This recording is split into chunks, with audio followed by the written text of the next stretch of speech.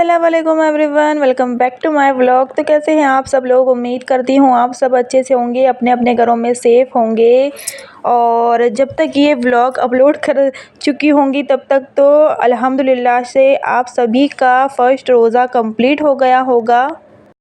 तो यहाँ पर मैं भी सहरी के लिए ही चाय बना रही थी, क्योंकि मैं सहरी में कोई पराठा वगैरह खाना वगैरह नहीं खाती हूँ। आपने अगर मेरे पहले के भी रमज़ान के व्लॉग देखे होंगे तो आपको पता ही होगा, मैं सहरी में सिर्फ़ चाय और ब्रेड बटर ही लेती हूँ, उससे अच्छा रहता है। तो मैं अभी 4 बजे उठी थी, क्योंकि हमारे यहाँ का टाइम काफ़ी लेट था, तो मैंने सोचा कि जल्दी उठ के क्या करूँ। तो फिर मैं 4 बजे उठी, उसके बाद मैंने मुँह हाथ धोया करा।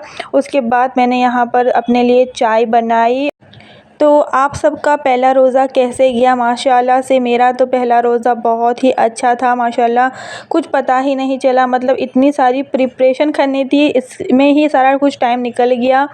तो मतलब इतना कुछ पता नहीं चला कि रोज़ा ही था, मतलब इतना कुछ पता ही नहीं चला। और इतना सारा प्रिपरेशन करने में, सब कुछ बनाने में, मतलब पहले रोज़े की जो खुशी होती है उसी में ही मतलब पूरा दिन ऐसे निकल गया, मतलब दिन की शॉर्टेज हो गई मेरे लिए। तो मैंने जब इफ़्तार के लिए तैयारियां शुरू की तो मुझे इतना मतलब कम टाइम हो गया कि भाई मैं बाकी का तो कुछ रखना ही भूल गई थी। ये सब मेरे साथ हुआ था। तो देखो, बातों ही बातों में मेरी यहाँ पर चाय भी रेडी है, तो मैं यहाँ पर ब्रेड बटर के साथ अपनी सहरी कंप्लीट करती हूँ। और बताइए आप लोग सहरी में क्या क्या खाना पसंद करते हैं? वैसे अगर मैं रात को पूरी रात ऐसे जागती रहूँगी तो मुझे खाना वगैरह खाने का दिल होता है, बट मैं सो कर उठती हूँ, मतलब रात में नींद लेकर उठती हूँ ना, तो उसके बाद मुझे बिल्कुल भी कुछ खाने का दिल होता ही नहीं है। बस यही होता है कि भाई 2 से 3 ब्रेड खा ले, बस यही काम चल जाता है। वैसे भी हम सहरी करते हैं तो ऐसा तो नहीं पूरे दिन का हमारी ये सारा कुछ रहता है। तो यहाँ पर मैंने सिर्फ 3 ब्रेड लगाए थे और सिर्फ चाय ली थी, और मैं ये खा लूँगी तो बस पूरा दिन मेरे लिए यही चल जाता है। और अम्मी के घर भी जब मैं शादी से पहले भी रोज़े रखती थी तो यही खाती थी, और कभी कभार दिल होता था कि मतलब मैगी खाने का, तो वो मैगी भी खा लेती थी। उसके बाद यहाँ पर सहरी वगैरह की, फिर मैंने वज़ू किया, और यहाँ पर काफ़ी टाइम था सहरी के लिए, मतलब अज़ान होने के लिए। तो फिर मैंने एक पारा मुकम्मल कर लिया। अच्छा रहता है सहरी में जितना हो सकता है उतने हम पारे पढ़ ले तो, और पूरा दिन तो इफ्तारी में ही चला जाता है, मतलब सब रेडी करने में। उसके बाद मैंने कुछ यहाँ पर दरूद शरीफ पढ़े। तो ये टाइम मुझे बहुत ही प्यारा लगता है सहरी के बाद का, मतलब सुकून से हम पढ़ सकते हैं, जो भी हमको पढ़ना हो वह हम सुकून के साथ पढ़ सकते हैं। और जब हम फिर सुबह में उठते हैं तो हमारा सारा कुछ काम में ही चला जाता है, नमाज़ पढ़ते हैं, काम करते हैं, सब कुछ बहुत हो जाता है, बच्चों को देखना। उसके बाद यहाँ हो गई थी सुबह, तो मैंने यहाँ पर दही जमा लिया था 3 थैली के करीब। तो मेरे साथ क्या होता है ना, मैं जब दही मतलब दूध का दही जमाती हूँ ना, तो उसके साथ जो दही का जमन डालती हूँ तो मेरा दही बिल्कुल भी अच्छा नहीं जमता है। ये सिर्फ 2 हरी मिर्चों का कमाल है और इतना अच्छा टेस्टी वाला दही जम जाता है। और कल हाँ, मैंने जो आपको बताया था माश की दाल के वड़े बनाने के लिए, तो मैंने यहाँ पर जो उड़द की दाल आती है, उड़द की दाल और माश की दाल भी उसको बोलते हैं, उड़द की दाल को मैंने अच्छे से मिक्सी में पीस लिया था। 1 गिलास पानी के साथ ही उसको पीसा है। उसके अंदर थोड़ा सा मैंने सॉल्ट ऐड किया है, और थोड़ा सा मैंने खाने का सोडा ऐड किया है। अब हम उसको अच्छे से फेंट लेंगे, तब उसको फेंटना है जब तक ये फुल क्वांटिटी में हो जाए और फ्लफ़ी हो जाए। इतना उसको 10 से 15 मिनट तक उसको फेंटना है, तभी जाके हमारे जो माश की दाल के वड़े हैं वो बहुत ही अच्छे बन के रेडी हो जाते हैं।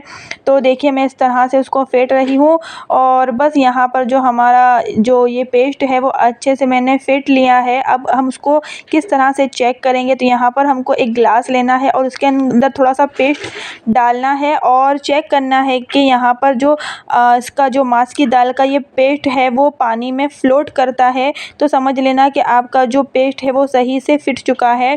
अगर ये फ्लोट नहीं करता है और नीचे तलिए में चला जाता है तो आपको और फेंटना बाकी है। तो यहाँ पर मैंने ऑयल गरम कर लिया था, लो एंड मीडियम फ्लेम पर ही हमको ऑयल गरम करना है, और 1 स्पून के करीब जितने ही हमको वड़े बना कर डालने हैं। तो ये वड़े मैं ना मतलब फ्रीज़ भी करके रखूँगी जितने दिन हो सकता है उतने दिन के लिए। तो ये काफ़ी अच्छा रहेगा, मतलब हमको रमज़ान में दही बड़े चाहिए हो दस्तरखान के टाइम पे ही, तो फिर फ्रीज़ से निकाल कर थोड़ी देर हमको आधा घंटे के लिए हमको भिगाने हैं और उसको बस उसके साथ दही के साथ हमको सर्व कर सकते हैं। तो यहाँ पर देखिए इतनी क्वांटिटी में मेरे वड़े जो है दाल के वड़े वो रेडी हो गए थे। तो फिर मैंने यहाँ पर एक पेपर में उसको डाल दिया था ताकि जो उसका एक्स्ट्रा ऑयल है वो सूख ले। तो उसके बाद यहाँ पर जो मेरे पास ज़िप-लॉक बैग है, ये तो आपको पता ही है, ये मैंने मीशो से मंगाई थी, बहुत अच्छी है। तो यहाँ पर इस तरह से 2 बैग के अंदर मैंने इस तरह से वड़ों को देखिए सिक्योर कर लिया है। अब मैं उसको रख दूँगी फ्रीज़र में। तो उसके बाद अभी दोपहर के 4 बज रहे थे और फिर मुझे याद आया कि मैंने भाई मीठे में तो कुछ बनाया नहीं। तो फिर मैंने यहाँ पर जो डी-मार्ट से लाई थी फ़ालूदा, तो मैं यही बना लेती हूँ क्योंकि फ़ालूदा मुझे भी अच्छा लगता है और मेरे हस्बैंड को भी अच्छा लगता है। तो यहाँ पर जो उसके पीछे लिखा गया था उसी तरह से मैंने बनाया है। यहाँ पर मैंने 2 पैकेट दूध लिया है, ये 500 ml के करीब दूध है, यानी कि आपको 1 लीटर दूध लेना है और फिर उसके अंदर 1 गिलास पानी ऐड करना है। थोड़ा जल्दी बनाओगे तो ठंडा अच्छे मतलब इफ़्तार के टाइम पे अच्छे से ठंडा हो जाएगा। मैंने थोड़ा लेट बनाया था तो इतना ठंडा हमको नहीं मिला था। तो यहाँ पर मैंने 1 गिलास पानी ऐड कर लिया है। अब हम उसको उबलने के लिए छोड़ देंगे। अभी उसके अंदर हमको कुछ भी ऐड नहीं करना है, चीनी वगैरह कुछ भी हमको ऐड नहीं करना है। तो इसको उबलने देते हैं। यहाँ पर मेरे पास है जेली, तो मैं फ़ालूदे में ऐड करने के लिए ये जेली बना लेती हूँ। ये फ़ालूदे के साथ नहीं आती है, ये हमको अलग से लेनी पड़ती है।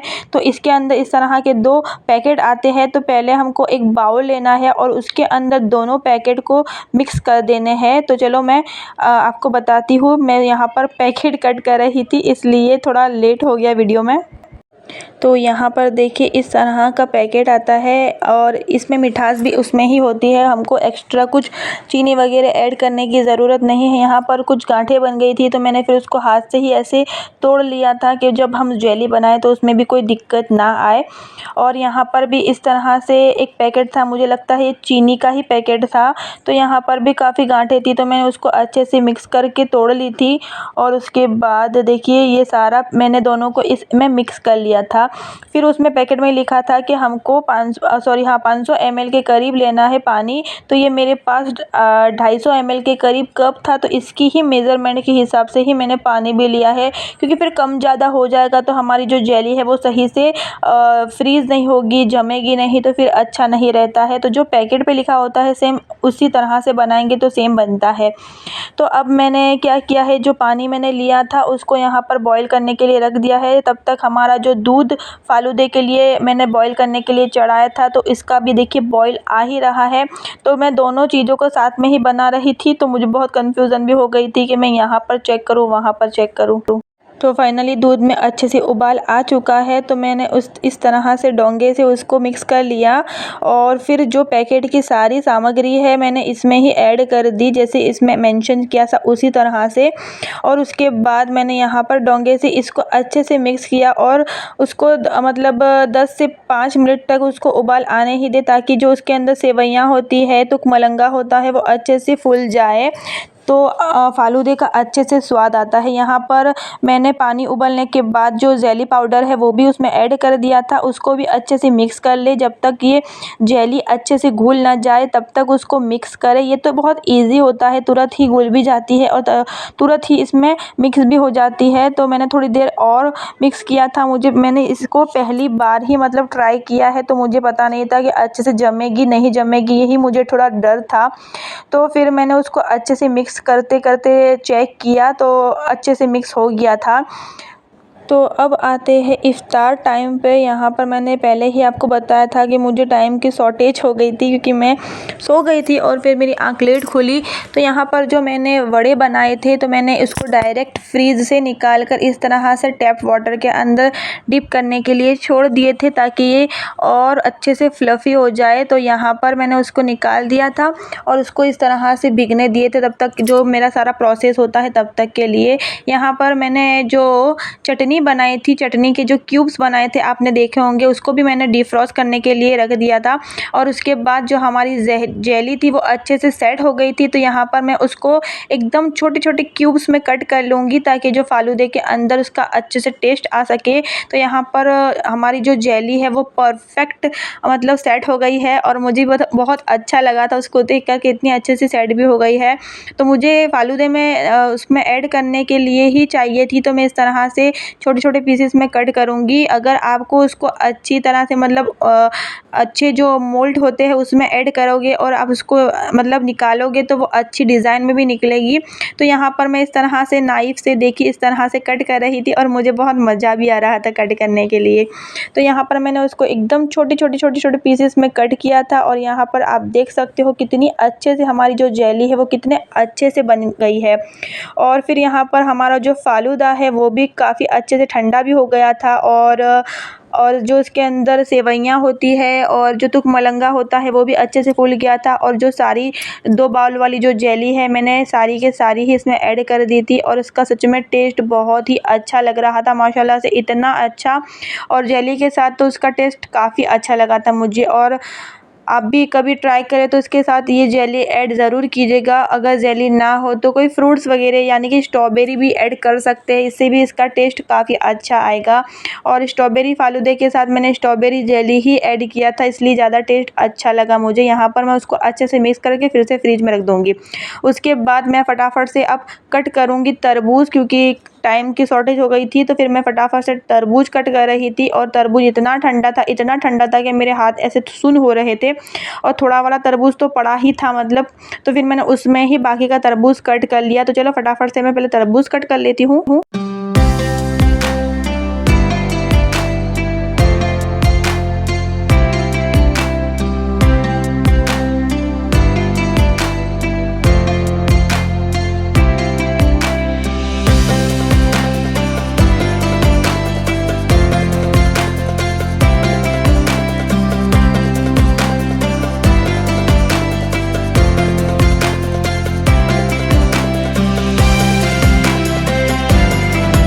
अब मैं निकालूंगी जो फ्रोज़न आइटम मैंने बना कर रखी थी, यानी कि शामी कबाब है, चिकन चीज़ी रोल है, ये सब मैं अभी निकालूंगी और उसको फ्राई करूंगी। क्योंकि देखिए ये मैंने आपको पहले ही वीडियो में जब मैंने रमज़ान प्रिपरेशन की वीडियो बनाई थी तभी आपको बताया था कि जब आपको ऐसा कुछ मतलब टाइम की शॉर्टेज होगी तो मतलब इसमें इतना ये चीज़ काम आती है। मतलब अभी जैसे कि मेरे पास ये कुछ ना होता तो मैं किस तरह से करती। तो यहाँ पर देखिए मैंने जो डीमार्ट से लिए थे पॉकेट पिज़्ज़ा, वो काफ़ी अच्छे थे, इस तरह की ट्रे में आए थे और छोटे छोटे पीस थे। तो इसके अंदर मिनिमम 9 पीस थे। तो मैंने ज़्यादा क्वांटिटी में नहीं निकाले थे, सिर्फ 3 पीस ही सबके लिए थे, क्योंकि मैं और मेरे हस्बैंड है सिर्फ।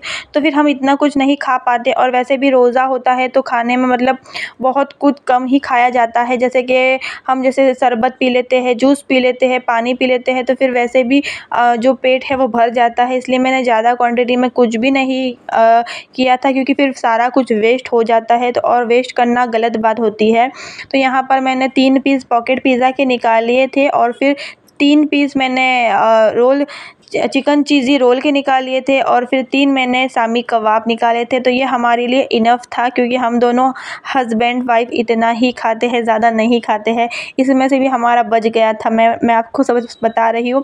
और इकरा तो बिल्कुल भी नहीं खाती है, इकरा तो सिर्फ ऐसे नाम का ही चखती है। मैं उसको खिला भी रही थी फिर भी वो नहीं खाती है, पता नहीं वो क्यों ऐसा करती है, बट वो खाती ही नहीं है।